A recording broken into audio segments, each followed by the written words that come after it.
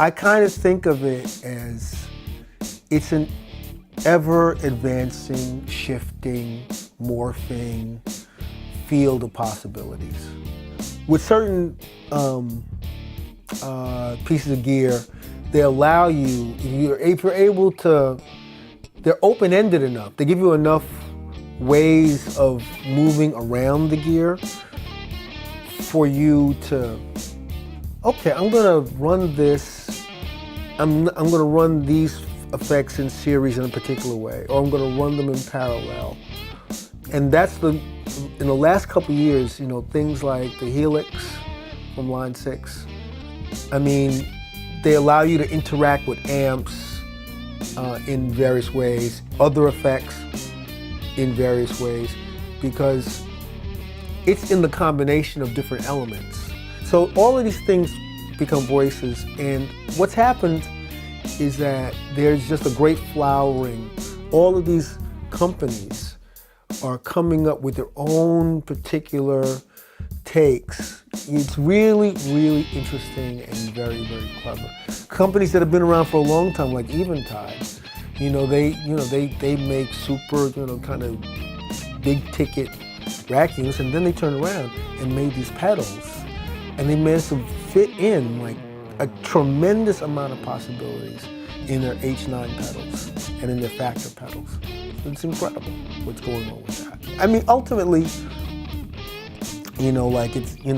if it finds a place in a song, then that's the ultimate thing. It's like Anthony Jackson playing the bass line on For the Love of Money. Like that sound, that flanging the bass at the beginning of that's iconic. It's like its own, that's its own sonic moment, and that's also a hook. So these sounds can also play into songwriting craft, always. So there's a lot of different things happening on a lot of different fronts. I embrace it. I think it's great. I think the only thing is, again, if something is not your voice, then it isn't. If effects are not your thing, no one's forcing you to don't do it, right? If effects are your thing, if you're curious about these things, there's nothing to defend. There's nothing to be defensive about. You just go for it. If you're hearing it, the first Eventide effects were available really for studio owners, and they had the first harmonizer, and the first time, I think somebody engineer used it on in a session that I was a part of, and he used the harmonizer on a vocal, and I'd never heard anything like that. I was like, wow. The whole idea of the studio as laboratory was a big deal. I learned a lot, just kind of hanging out with Ed and Paul Hamingson, who was our engineer for the first record and for the second record. And we were doing Information Overload, this tune, and I found a setting that made the guitar just completely self-combust, and it was completely nuts. And it just sounded like, to me, like a computer having a fit, having a temper tantrum. And so I thought it was the perfect sound for the beginning of a song called Information Overload. What I like about the DNA stands is that they're really compact. They're really compact. You can fit 2 of these in a gig bag easily, really easily.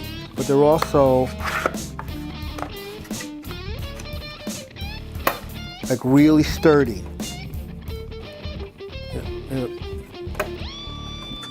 They're really sturdy. I'm not so steady, but they're really sturdy. And the combination of them being really portable and really stable is hugely attractive to me. So if you've got a gig where you got a couple of guitars, it is no problem. If you have like a mono double gig bag, you just fold up 2 and throw them in the front pocket. You can throw them behind the bodies of the guitars in the gig bag, and you're good. And their other stands are from the philosophy of just really smart engineering. Just really well thought out and really clever. Yeah, they make great products. They really, really, really, I appreciate well thought out design. I think they're an interesting company. I think that again, this is a company that's just come on the scene in the last few years, and they're really low noise, very clean, very warm sounding. It's really, really versatile. Like any two of these are like a matched pair. Like the tolerances they're really fine. So they work as overheads, but they work for acoustic guitar. They work well for vocals. Work really well for vocals. I think they do a really good USB mic if you're a podcaster. You know, they have a kind of 58 kind of vocal mic. I think it's also really good. So yeah, it's a company I think is doing really smart design and really great work. Ableton is a phenomenal product. It's the easiest program to do creative things with MIDI and audio. And as soon as it started to support video, I decided, let me try it. And I've never looked back. And I just think it's incredibly creative. I think they've just gone from strength to strength. I think the fact that they got together with Cycling 74 and David Ziccarelli's company, and now you have Max for Live, so it's a modular environment. There are a lot of different ways to use Ableton. The fact that Ableton also uses Rewire, so it can be a master to something like Propellerhead's Reason. And Reason has also, both Ableton and Reason are at version 10. I believe they're both at version 10. And both of them have had this kind of parallel renaissance. So right now, they're two products that work extremely well together, and they're both really at the cutting edge of what's happening with DAWs on the laptops and things. I think it's fantastic stuff. Tariq is really underrated as it's a guitar environment. I mean, it's really, there's nothing quite like Guitar Rig. Guitar Rig has an aspect of, you can do really weird shit with Guitar Rig. And I really dig it. The Native Instruments thing is really fantastic. I like it a lot. I met Paul in 1985, and we've stayed cordial, friendly. He really liked the band. He made my heroes' guitars. He made Carlos Santana's guitars. But I was kind of like a twang bar guy, and I started with ESP and went down that path. But I always appreciated the craftsmanship and the vibe of his guitars. A mutual friend, a mutual acquaintance said, "Hey man, why don't you talk to Paul?" And then we started talking again seriously. And he sent me some custom 24s. And the one thing I said to him was, the one thing, all my guitars have a V-shaped neck. That's the neck profile I like. And so he took a couple of custom 24s and he went into the shop himself and shaped the necks himself. And that was really it was a really personal thing that he did, and I really appreciated that. And we started talking about maybe doing a model. And I was looking through the catalog and I saw these Vela guitars. I said, man, it's a different kind of body shape than the normal PRS. And then the other thing was that they had this big blank pick guard. And I was like, you ain't doing nothing with that pick guard, man. You just got dead space on the pick guard. So then I said, I would like to try to do a model, and I want to do artwork on the pick guard. So I actually did a collage.